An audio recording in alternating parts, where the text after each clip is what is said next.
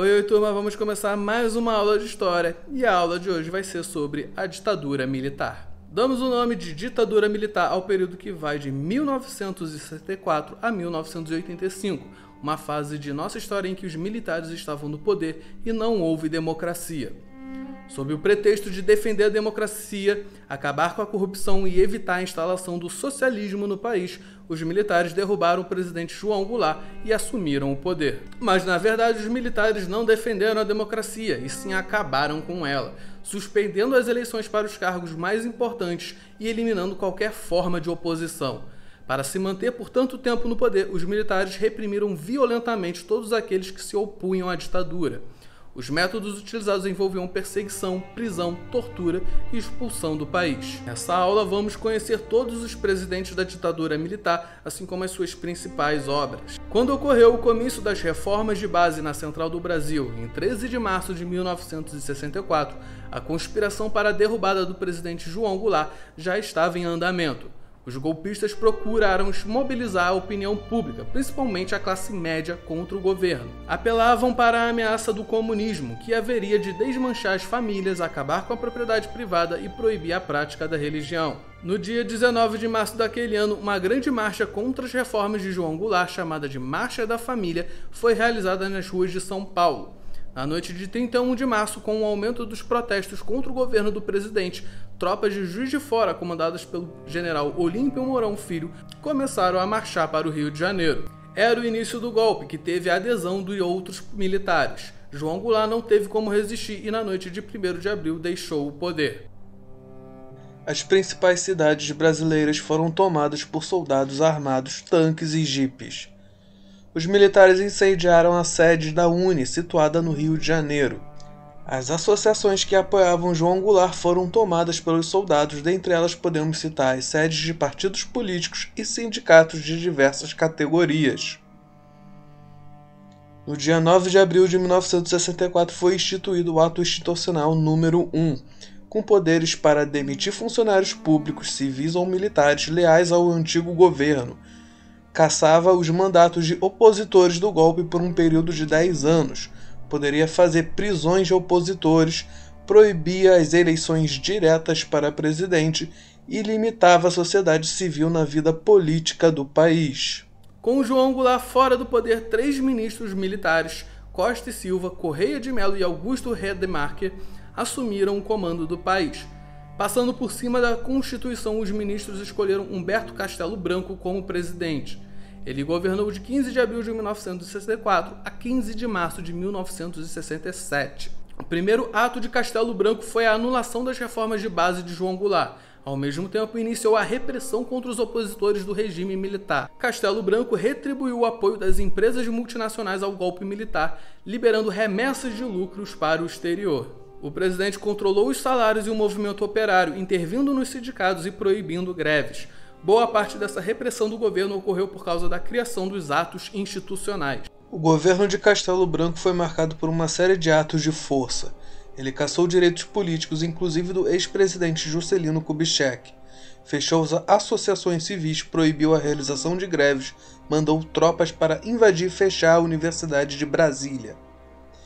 Ele extinguiu a UNE e governou através de decretos. A política econômica adotada visava combater a inflação diminuindo investimentos. Muitas empresas faliram, o que aumentou as demissões. Foram cassados também João Goulart, Jânio Quadros, Miguel Arraes, Leonel Brizola, Luiz Carlos Prestes, Celso Furtado e Darcy Ribeiro. Em 1966, a oposição saiu vitoriosa nas eleições estaduais de Minas e Rio de Janeiro. O governo reagiu editando o AI-2. O Ato Institucional número 2 colocava fim em todos os partidos políticos existentes e autorizava a formação de apenas 2 legendas, a Arena, Aliança Renovadora Nacional, e o MDB, Movimento Democrático Brasileiro.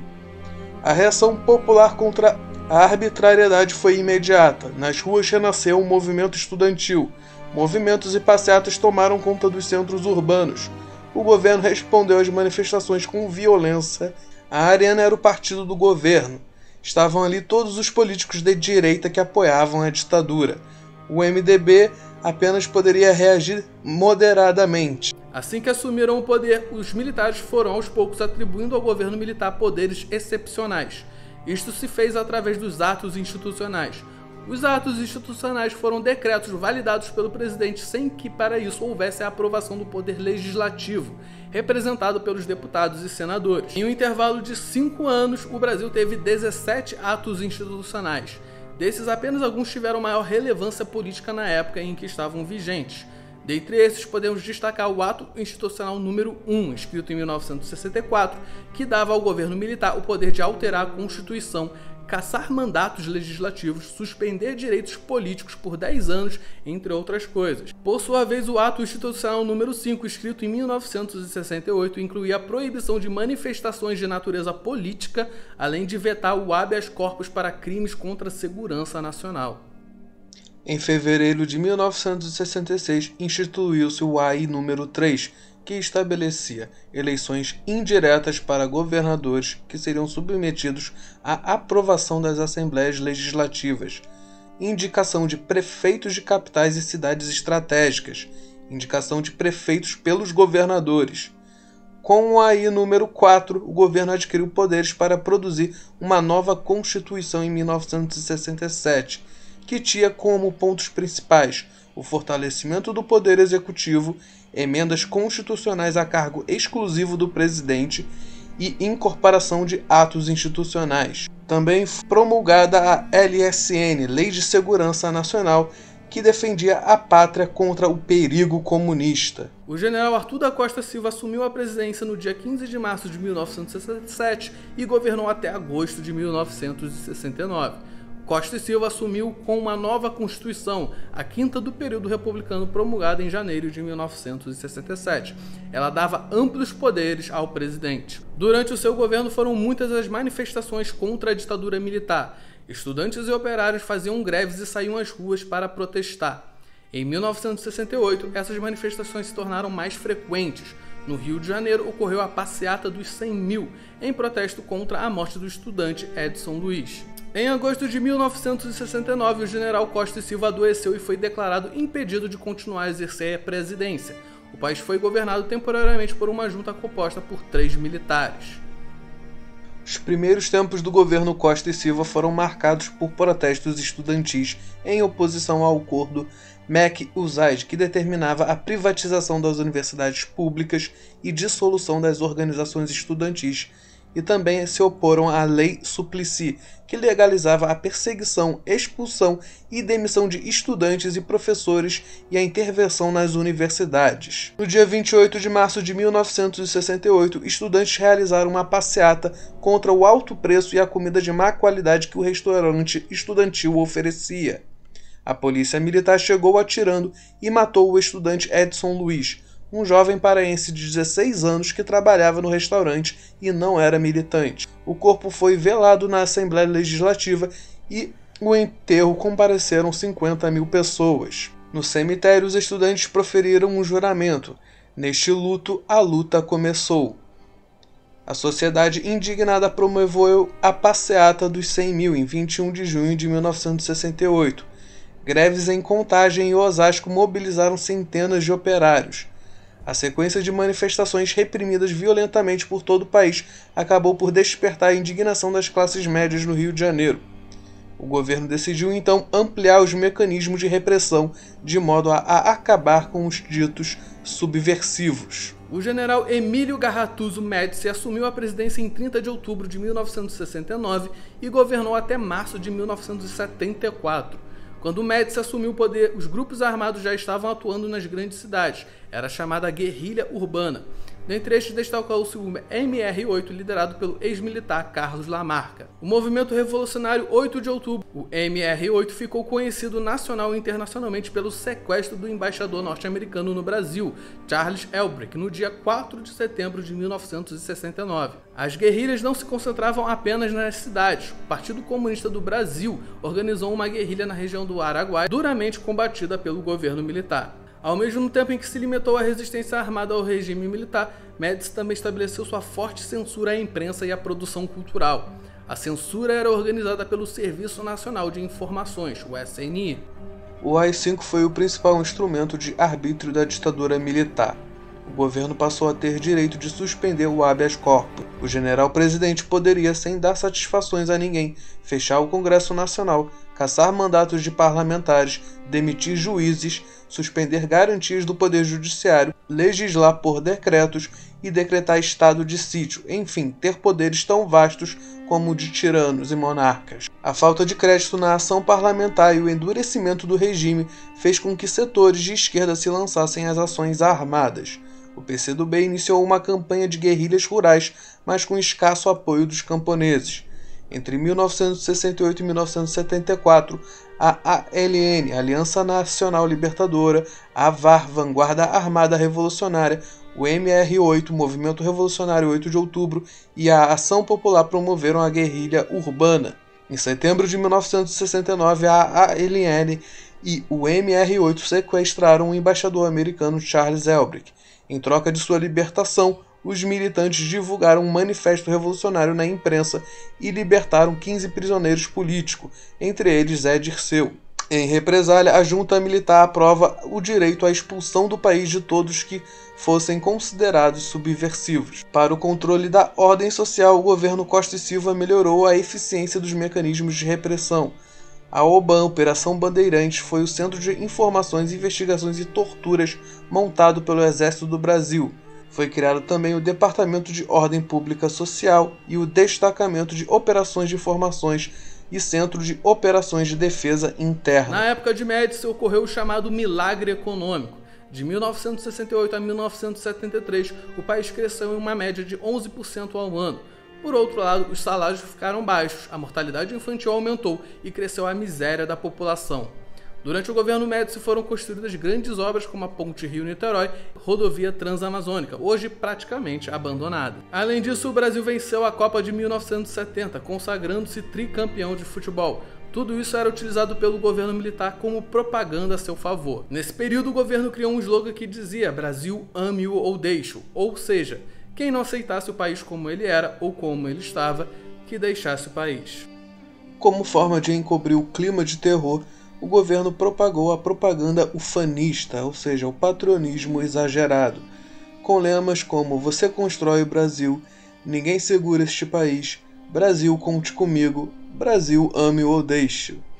O auge da campanha publicitária foi atingida na Copa de 1970, para Frente Brasil. O auge das torturas tinha várias técnicas para humilhar as pessoas. Tinha o pau de arara, que consistia numa barra de ferro que era atravessada entre os punhos amarrados e a dobra do joelho, sendo o conjunto colocado entre duas mesas, ficando o corpo do torturado pendurado a cerca de 20 ou 30 centímetros do solo. Esse método quase nunca era utilizado isoladamente, seus complementos normais eram eletrochoques, a palmatória e o afogamento. O choque elétrico foi um dos métodos de tortura mais cruéis e largamente utilizados durante o regime militar. Geralmente, o choque dado através do telefone de campanha do exército, que possuía 2 fios longos que eram ligados ao corpo nu, normalmente nas partes sexuais, além dos ouvidos, dentes, línguas e dedos. O acusado recebia descargas sucessivas a ponto de cair no chão. No afogamento, os torturadores fechavam as narinas do preso e colocavam uma mangueira, toalha molhada ou tubo de borracha dentro da boca do acusado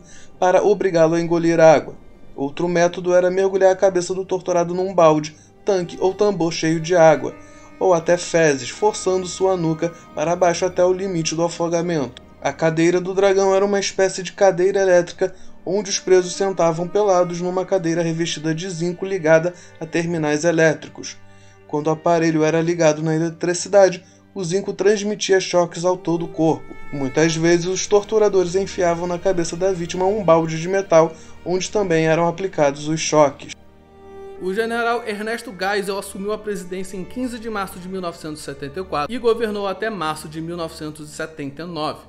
Geisel recebeu um país sufocado pela perseguição, pela censura, difícil de se controlar. Ele logo percebeu a necessidade de permitir certa liberalização do regime para evitar a oposição de todos. A censura diminuiu, mas permaneceu forte na música, no cinema, no teatro e continuou controlando pequenos jornais de oposição como o Pasquim.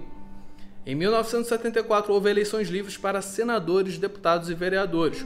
O Movimento Democrático Brasileiro, o MDB, conseguiu uma vitória retumbante contra a Aliança Renovadora Nacional, a ARENA, partido do governo. Mas para evitar novas derrotas em eleições, Geisel mandou fechar o Congresso e decretou um conjunto de medidas que ficou conhecida como Pacote de Abril, pois era abril de 1977. O governo de Geisel iniciou a abertura do processo político. De acordo com o presidente, o processo seria lento, gradual e seguro. No plano econômico, ele instituiu o programa Pró-Álcool, a diminuição da tortura e censura dos meios de comunicação e, em 1974, garantiu eleições livres para senadores, deputados e vereadores, e o MDB conseguiu uma vitória significativa sobre a Arena. Os aparelhos repressivos recorreram à violência, perseguindo jornalistas, sindicalistas e acusando militantes comunistas de serem os responsáveis pela expressiva votação do MDB. O general João Figueiredo assumiu a presidência em 15 de março de 1979 e governou até março de 1985. Nesse período, as manifestações populares e os movimentos operários foram crescendo.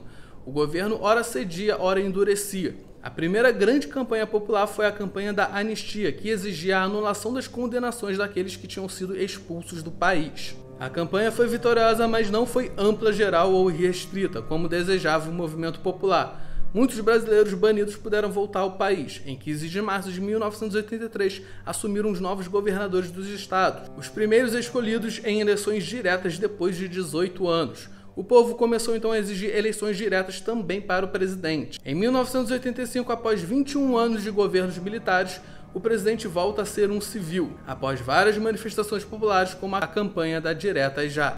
A direita ligada ao aparelho da repressão não aceitava a abertura política. No Rio de Janeiro foi colocada uma bomba na sede da OAB, a Ordem dos Advogados do Brasil, e outra bomba na sala de um vereador do PMDB, que matou uma pessoa. Em 30 de abril de 1981, os atos violentos atingiram o clímax, com o episódio do Rio Centro. Durante um show comemorativo do Dia do Trabalho, com cerca de 20 mil pessoas, uma bomba foi encontrada na caixa de força e outra explodiu em um carro estacionado no local, matando um sargento e ferindo um capitão.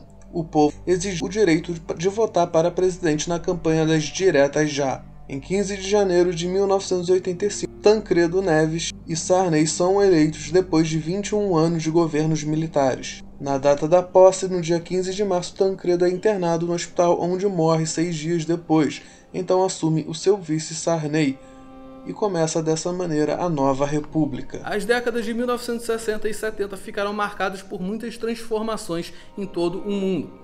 No Brasil não foi diferente. No país, estas 2 décadas ficaram marcadas pelas canções de protesto contra o regime militar, com destaque para artistas como Geraldo Vandré e Chico Buarque. O rock da Jovem Guarda ditava a moda e não tinha a intenção de protestar contra os governos militares. Seus maiores representantes foram Roberto Carlos e Erasmo Carlos. Não podemos deixar de destacar a Tropicália, movimento que misturou manifestações tradicionais da cultura brasileira e inovações estéticas radicais. Teve entre seus principais representantes Caetano Veloso e Gilberto Gil. O cinema brasileiro também fez muito sucesso. O cinema novo, com influência europeia, se desenvolveu graças ao ambiente favorável da cultura engajada, promovendo uma visão crítica da situação política e social do Brasil. Então é isso, turminha. Terminamos a aula de hoje. Tchau, tchau e lavem as mãos.